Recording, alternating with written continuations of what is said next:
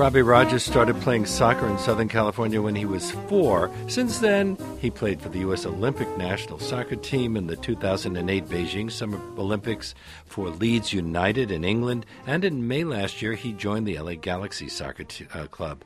And while he was also known for his explosive speed, in 2013, Robbie Rogers became known as the first openly gay man to compete in a major North American professional sports league.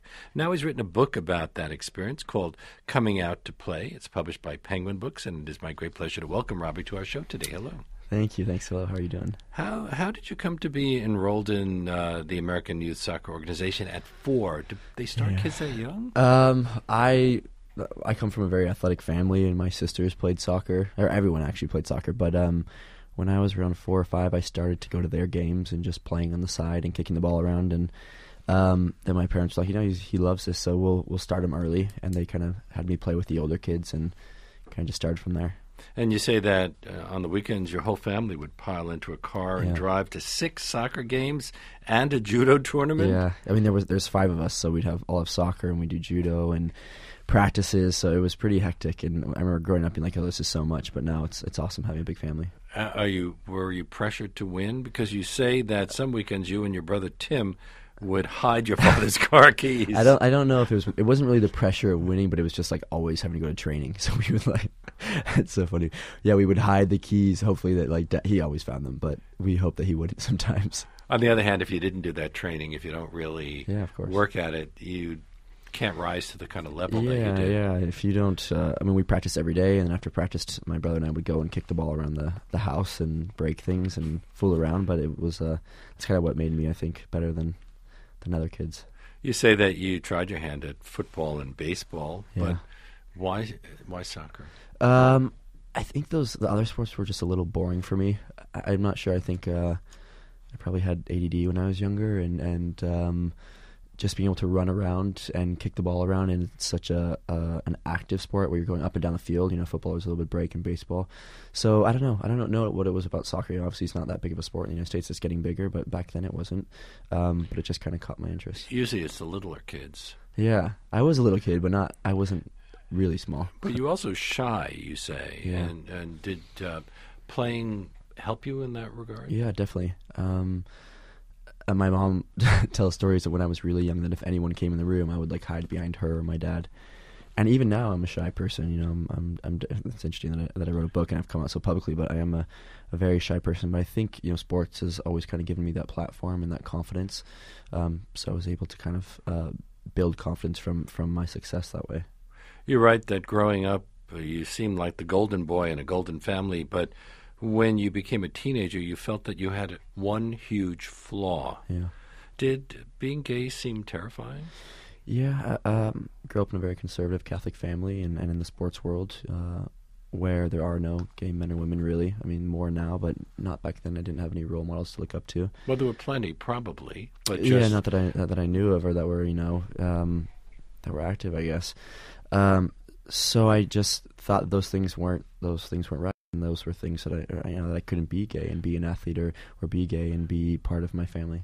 So was it a matter of just repressing or trying to conceal repressing your sense of sexuality? I mean, I was so closeted. I whenever I had those kind of feelings, or whenever I saw anything that was part of gay culture, I was just so turned off by it and so afraid.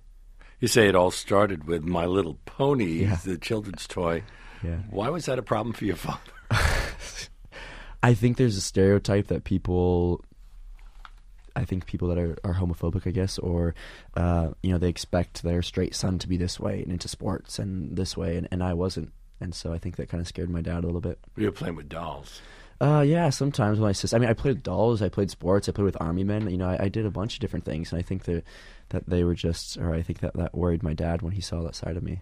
You say that besides your mother and sisters teasing you for playing with dolls, you didn't receive much teasing from other kids.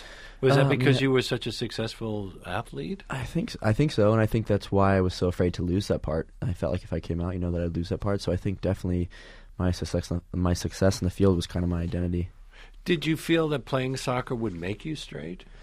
I don't think it what made me think I could turn or that I could be straight was trying to like date girls or to like pray harder or to like do something like that. But soccer was more of a way for me to kind of hide behind that success. And you say you did pray hard all the time. You asked him to swap your gift of soccer for being straight. Yeah, it's really like when I reread that stuff and reread things in my diary and my letters, it's really sad because I kind of remember how I felt and how depressed I was, and just then it reminds me of other people that feel this way. It's it's so backwards. You've also said that the song "You've Got to Be Carefully Taught" from South Pacific it reminds you of your experience growing up. Yeah, I think. Or I know, being raised, again, in a very conservative Catholic family in the sports world, again, you hear so many things and you're raised to believe you have to be a certain way. So, for me, I just picked up on all those things and thought this is how it was supposed to be. You write in the book that your parents didn't set out to hurt you. No. When did you realize, could you rise above a sense that they were? I mean, like that story about hearing Elton John on the car radio. I don't think they weren't trying to hurt me. They just were very close-minded and insensitive to that kind of stuff. I think at that point they never thought they had a gay son. It was it's been such an eye-opening experience now that I've come out, and my family was, like I said, very conservative and Catholic, and against marriage equality and different things like that. But after I came out, my family, can't wait till I get married and to attend a wedding or hopes that I have kids. And so it's changed very much.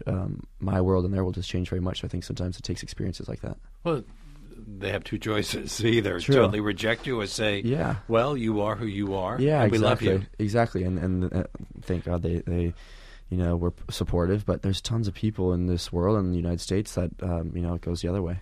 My guest is Robbie Rogers, who, with the help of Eric Marcus, has written Coming Out to Play.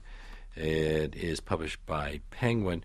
But that Elton John experience was another confirmation that you better keep things to yourself. Yeah. What happened? There was a few experiences. I remember I was in the car with my mom, and she said that she was a fan of Elton John until I think she used like he became weird or he got weird about that, and it stayed with me forever.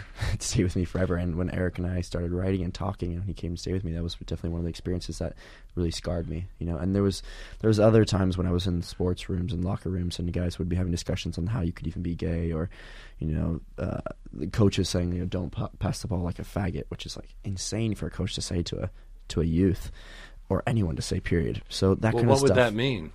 Yeah, what would that mean exactly? It's like that's exactly. You use your left foot instead of your right foot. I remember hearing that, and it was after I came out to my family and friends, and one of my friends was on the team, and I was like, I can't believe he said that. Like, what does a faggot pass a ball like? I mean, like he doesn't know that I'm gay, and I'm here doing it just as well as he is, and I've had success. So it's just ignorance. That's ignorance. How do you respond to all of those players who've said that they'd feel uncomfortable in the showers if they knew that one of their teammates was gay?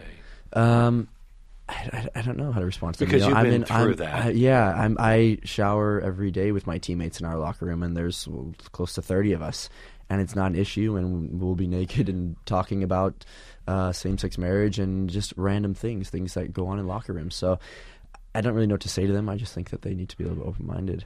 But when you were younger, did being good at soccer make you stand out to the girls? Did you did you still hold out hope somewhere in the back of your head that you'd meet the right girl and everything would work out for you? That's exactly what I thought. I thought I'd meet some girl someday that would kind of like I'd fall in love with. And it took me a while to kind of come to terms with myself and realize that I am for who I am for a reason, and that it was okay. And you say that a couple of weeks into playing college soccer, a teammate said, if you don't hook up with a girl this weekend, then you're gay. Yeah. And I was thinking, like, where is this coming from? Like, what have I done? And I was horrified. And I remember I even hooked up with a girl after that because I wanted to fit in with the guys. So, there was a number of occasions that stuff like this happened. Did is one of the reasons you signed with Leeds United in England? I'm assuming that one of the reasons is it's a great team and anybody would want to play, but also getting away and being able to establish a life of your own. Definitely. With my relationships, they were like close, but not too close.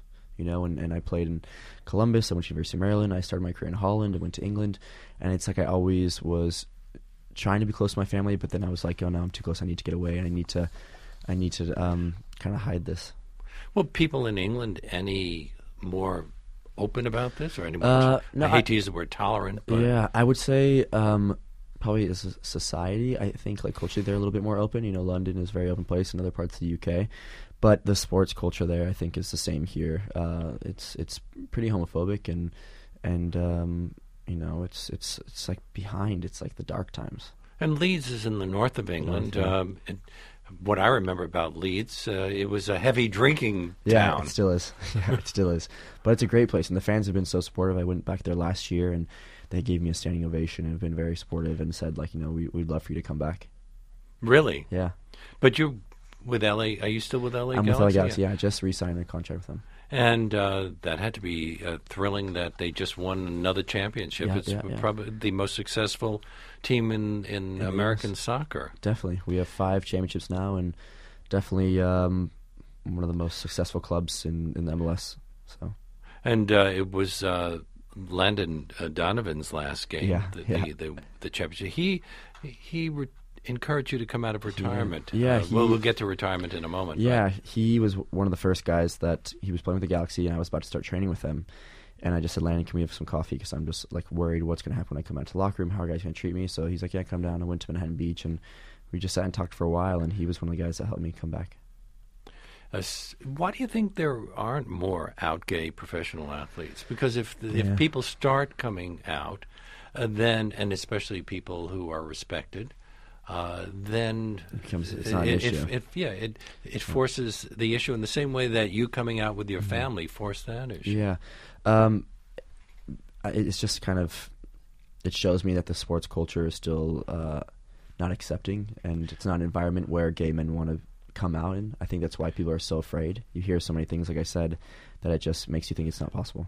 Did your prominence as a professional athlete make dating a challenge? So because, you mean meeting men in your case? No, it hasn't been an issue. I think it's tough to have a relationship as a professional athlete, because you're gone so much and working so much. But I didn't start going to gay bars or meeting or going on dates till I was 25. So the bigger issue was how awkward I was going on my first dates as a 25-year-old. Oh, you really suppressed it that long? Yeah, that long. And you a hamstring injury in 2012 led you to come out as a gay man. Can you tell us about the 2-step coming out process that you invented for coming out? So when I came out, I felt like the best way to do it was to write a letter. Or I was Skyping with my sister at first. She was the first person in my family. Then to Skype with her, video Skype, and then I would send her the letter and then Skype again.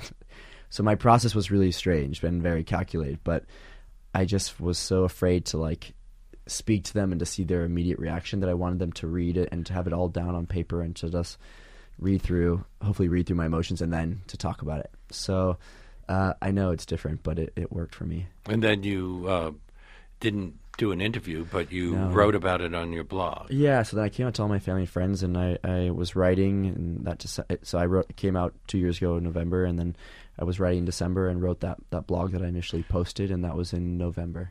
Well, you hadn't actually been an active gay man for very long by the time that you came out.